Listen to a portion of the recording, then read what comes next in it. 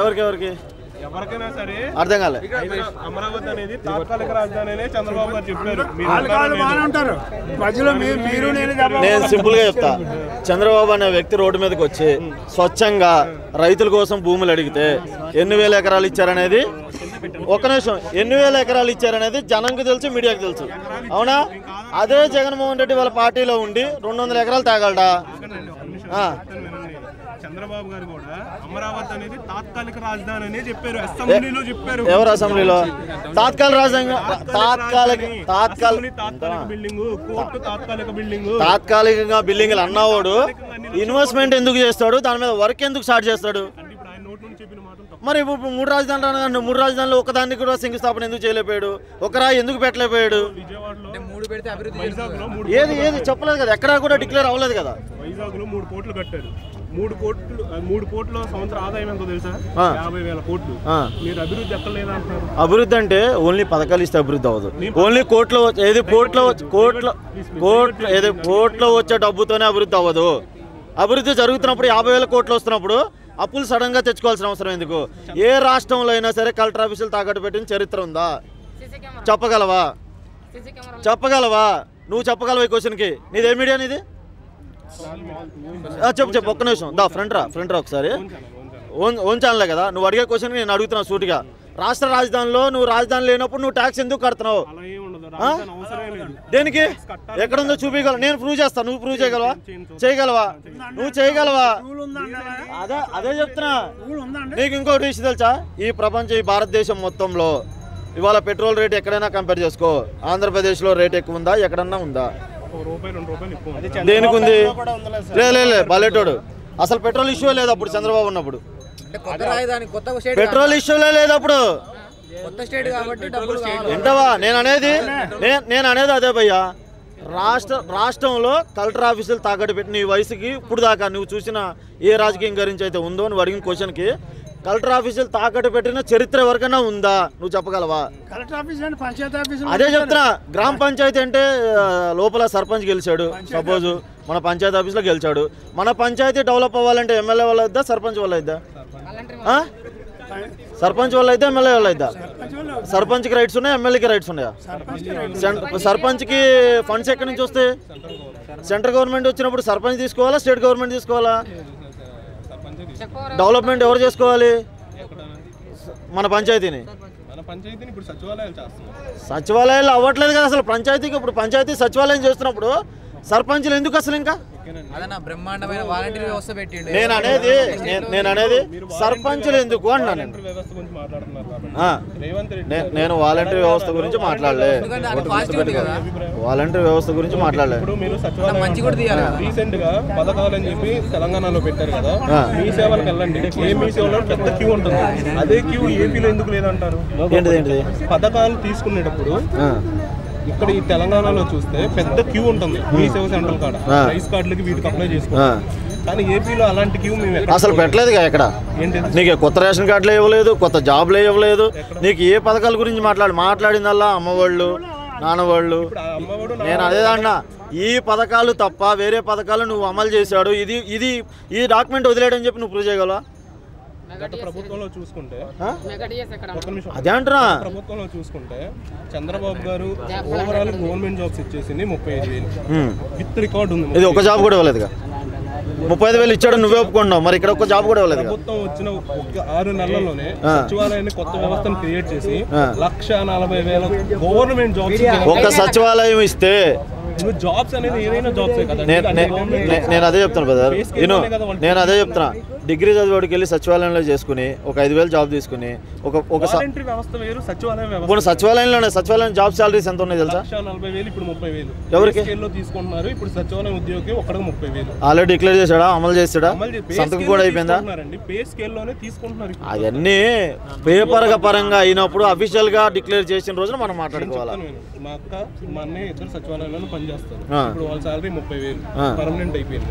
ఇలా 1,40,000 మందికి permanent. Government వచ్చిన తర్వాత ఇదే పర్మనెంట్ ఉంది దాని గ్యారంటీ ఉందా?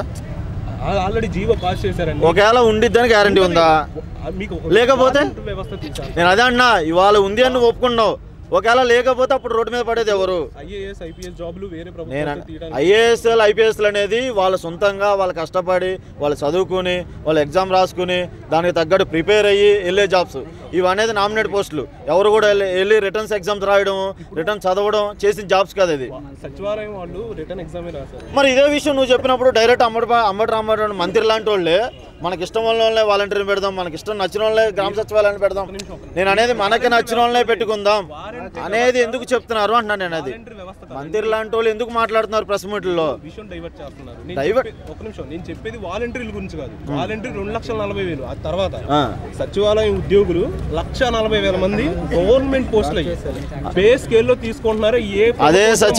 అదే సచివాలయం ఎవరైతే ఉన్నారో వాళ్ళే వ్యతిరేకంగా మాట్లాడినప్పుడు వాళ్ళని ఎందుకు తీసేస్తున్నారు? దాన్ని ఎందుకు క్లియర్ చేయట్లేదు? సచివాలయాలకు సంబంధం లేదు. నేను అనేది ఆశా వర్కర్ల గురించి కాదు బ్రదర్,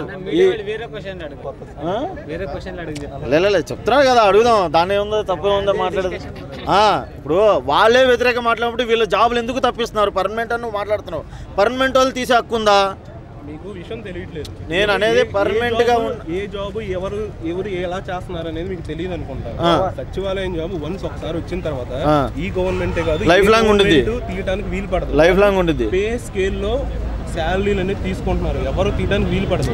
మీరు అనేది ఆశా వర్కర్లో ప్రభుత్వంలో గురించి మీరు మాట్లాడుతున్నారు కానీ మీకు అసలు ప్రభుత్వం గురించి ఏదైతే ఉందో మనం మాట్లాడుతున్నాం. సచివాలయంలో జాబులు ఉన్నాయి, సచివాలయంలో డిపెండ్ అయిపోయారు. సచివాలయంలో అదే అంటున్నా, నువ్వు సచివాలయంకి నువ్వు డైరెక్ట్ ఐపీఎస్ ఐఏఎస్కి వెళ్ళినావు. నువ్వు ఈ రెండింటికి దీనికి టాలీ చేయగలవా? సేమ్ జాబ్స్ అండి. అది గవర్నమెంట్ జాబే, ఇది గవర్నమెంట్ జాబే. అది ఎవరో తీయలేరు, ఇది ఎవరో తీయలేరు. అదే అంటున్నా, తీయగలరు ప్రభుత్వం అని చెప్పినప్పుడు ఎందుకు తీస్తున్నారు? వ్యతిరేకంగా మాట్లాడిన వాళ్ళు ఎందుకు తీసేస్తున్నారు అన్న? గవర్నమెంట్ తరఫున ఎందుకు తీసేస్తున్నారు అని అడుగుతున్నా. అరే కోర్టుకి వెళ్తారు అంటే నీకు అదే చెప్తున్నా, కోర్టుకి వెళ్తారు అంటే నీకు అసలు లాజిక్ ప్రకారం మాట్లాడేదానికే నీకు అవగాహన రావట్లేదు. ఏదో ఫోన్ పట్టుకున్నా మాట్లాడడం అడిగే క్వశ్చన్ అనేది ఉంది కానీ ఎంతమంది పట్టుకున్న వాళ్ళు అడిగే క్వశ్చన్కి నువ్వు అడిగే క్వశ్చన్కి అసలు సంబంధమే లేదు. అదే అన్న, అప్పుడు నా దగ్గర మ్యాటర్ లేకపోతే నేను మాట్లాడినా నువ్వు షూట్ చేసుకో. ఒకటి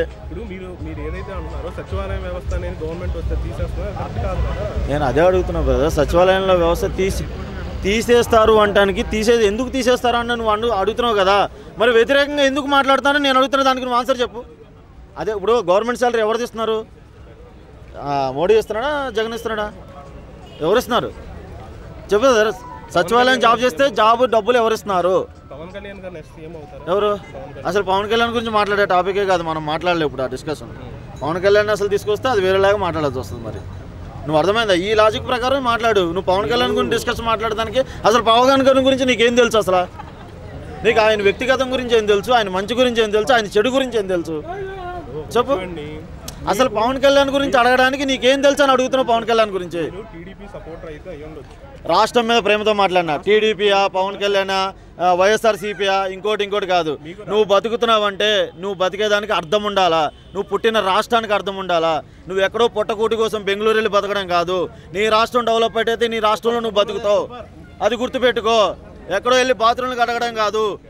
మన ప్రాంతంలో మన రాష్ట్రంలో ఇప్పుడు ప్రాంతం డెవలప్ అనేది మన ఇల్లు డెవలప్ అవ్వాలి, మన రోడ్డు డెవలప్ అవ్వాలి, మన వీధి చివరి లైట్ డెవలప్ అవ్వాలి, మన గుడి డెవలప్ అవ్వాలి, మన పంచాయతీ డెవలప్ అవ్వాలి, మన స్కూల్ డెవలప్ అవ్వాలి, మన అంగన్వాడీ డెవలప్ అవ్వాలి. ప్రతి వ్యవస్థ బాగుపడ్డప్పుడే మన రాష్ట్రం బాగుంటుంది. నువ్వు రాష్ట్రం బాగోలేనప్పుడు పక్క రాష్ట్రాలు పరిగెట్టాల్సిన అవసరం లేదు కదా. అర్థమైందా? ఈ రోజు తెలంగాణలో వచ్చి కృష్ణకాంత్ పరికర్ నువ్వు ఫోన్ పట్టుకున్నావంటే నీ రాష్ట్రంలో నీకు పని లేదన్నట్టు నువ్వు అర్థం. అది గుర్తుపెట్టుకో. నేను అక్కడి నుంచి బతకనీకి వచ్చాను, నువ్వు డిగ్రీ చదివావు, నువ్వు అక్కడెక్కడి నుంచి ఇక్కడికి రావాల్సిన అవసరం ఉంది. చంద్రబాబు గారు తీసుకొచ్చిన 3 కంపెనీ పేర్లు చెప్పండి. ఎవరికి? ఇవాళ నేను చెప్తా, తీసుకొచ్చినవి చెప్తా, క్యాన్సిల్ అయినా చెప్తా. ఇవాళ కియా కంపెనీ ఎవరు తీసుకొచ్చారు? ఐటీ సెక్టర్ ఎవరు డెవలప్ చేశారు? 3 కంపెనీ పేర్లు చెప్పండి. అరే కంపెనీ పేర్లు ఏంది? పేర్లు చెప్పండి. నేను అదే చెప్తున్నా బ్రదర్, నాకు అంత అవగాహన లేకపోవచ్చు. నేను చెప్తున్నా కియా కంపెనీ ఉంది కదా, కియా ఉంది కదా. ఇవాళ తెలంగాణలో లూలు మాల ఎవరు తీసుకొచ్చారు? తెలంగాణలో లూలు ఫస్ట్ ఎక్కడికి రావాలి? కియా అనేది కంపెనీ కాదు, ఇండస్ట్రీ వేరు, కంపెనీ వేరు. దాంట్లో కియా ఇప్పుడున్న ఏపీలో ఉన్న కియాలు ఏం తయారు చేస్తారంటే స్పేర్ పార్ట్స్ ఉంటాయి చూసారా, కేవలం స్పేర్ పార్ట్స్ తయారు చేస్తారు. ఇప్పుడు మీకు అవగాహన లేదా, నాకు అవగాహన లేదా? మీరు మినిమిడి జ్ఞానంతో ఒక ప్రభుత్వాన్ని, నేను ఒక ప్రభుత్వం గురించి మాట్లాడలే, నేను అనేది ప్రభుత్వం గురించి మాట్లాడలే. నేను అదే చెప్తున్నా, చంద్రబాబు గురించి వ్యతిరేకంగా మాట్లాడలే, జగన్ గురించి మాట్లాడలే, పవన్ కళ్యాణ్ గురించి రాష్ట్రం మీద అభిమానంతో మాట్లాడాను అని కూడా క్లియర్గా చెప్పా. అదే మంచి జరిగిందేంటి, చెడు జరిగిందేంటి నువ్వు చెప్పు అని. ఈ 4 ఏళ్ళలో జగన్ తీసుకొచ్చింది ఏంటో చెప్పు నువ్వు. అదే చెప్తున్నా, నాన్నవాడి అమ్మవాడి డాక్టర్ వాళ్ళు చెప్పకో, నాన్నవాళ్ళు అమ్మవాళ్ళు డాక్టర్ వాళ్ళు చెప్పకో, తెలిసిందా? నేను అదే చెప్తున్నా, అదే చెప్తున్నా. ఫస్ట్ నీకు అవగాహన లేదు, డైరెక్ట్ అమ్మవాడి కంపెనీ మాట్లాడేది, అమ్మవాడి కంపెనీ. నువ్వు కంపెనీ చెప్పు, జగన్ గురించి చెప్పిన కంపెనీలు చెప్పు. అదే చెప్తున్నా, అమ్మవాడి ఏంటంటే నువ్వు ముందుకు రా ఒకసారి, నువ్వు ఇదే క్వశ్చన్ చూపించు ఒకసారి, నువ్వు చూపించు ఒకసారి, నువ్వు రావాలి కదా. ఇప్పుడు నువ్వు క్వశ్చన్ అడుగుతున్నావు కదా, నువ్వు కామన్ మేనా యూట్యూబ్ రా, యూట్యూబర్ పేరేంటి? గణేష్. నీ యూట్యూబ్ ఛానల్ పేరేంటి? People style. ఒకసారి మనం కూడా కవర్ చేసుకోండి. People stand. ఒకసారి ఇక్కడికి వచ్చి నువ్వు కూడా ఒక్క నిమిషం నేను కంపెనీల గురించి ఇగో ఇంటవా ఒక్క నిమిషం. మేము అవగాహన లేదని మేము ఇగో ఏనండి బ్రదర్, ఒక విషయం గురించి మాట్లాడుతున్నప్పుడు, ఒక టాపిక్ గురించి మాట్లాడుతున్నప్పుడు అడిగిన 100 క్వశ్చన్లు తెలవాలని రూల్ లేదు. నీకు అర్థమైందా? ఏదైనా డిబేట్లో మంత్రి లాంటి వాళ్ళే డిబేట్లో అడిగి ఒక నిమిషం అంటావా బ్రదర్ ఒక నిమిషం. ఇప్పుడు మాట్లాడిన 10 టాపిక్ల గురించి అవగాహన ఉండాలని లేదు, సీఎం అయిన వాళ్ళు ప్రతి ఒక్కళ్ళు ప్రతిదీ మాట్లాడాలని లేదు. ఇప్పుడు బంగాళదుంపకి ఉల్లిగడ్డకి తేడా తెలియదని ఆయనే మాట్లాడినప్పుడు సీఎం లాంటి కామన్ మ్యాన్ ఏమి తెలియను నేను మాట్లాడితే తప్పేంటి బెదరు? మనోడు అమ్మవాడు ఏంటంటే కంపెనీ అంట అమ్మవాడి. ఇప్పుడు నా కంపెనీ నేను అవగాహన లేదు అని ఒప్పుకున్నా, నేను అవగాహన లేదు అని ఒప్పుకున్నా. బ్రదర్ ఇక్కడ అందరు రికార్డ్ చేశారా? ఇక్కడ అంతా రికార్డ్ అయిందా? నేను ఏమడిగా, చంద్రబాబు తీసుకొచ్చిన 3 కంపెనీల పేరు చెప్పాను. ఒక్క నిమిషం బ్రదర్, నేను మొత్తం కంప్లైంట్ చేయను. ఓకే, జగన్ గారు చేసిన అభివృద్ధి ఏంటంటే నేను అభివృద్ధి గురించి అనలే, నేను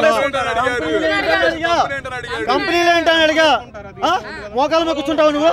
మోకాల మీద కూర్చుంటావా? ఒక్క నిమిషం భయ్యా, నువ్వు మోకాల మీద కూర్చుంటావా? భయ్యా ఒకసారి బ్యాక్ వెళ్ళండి భయ్యా.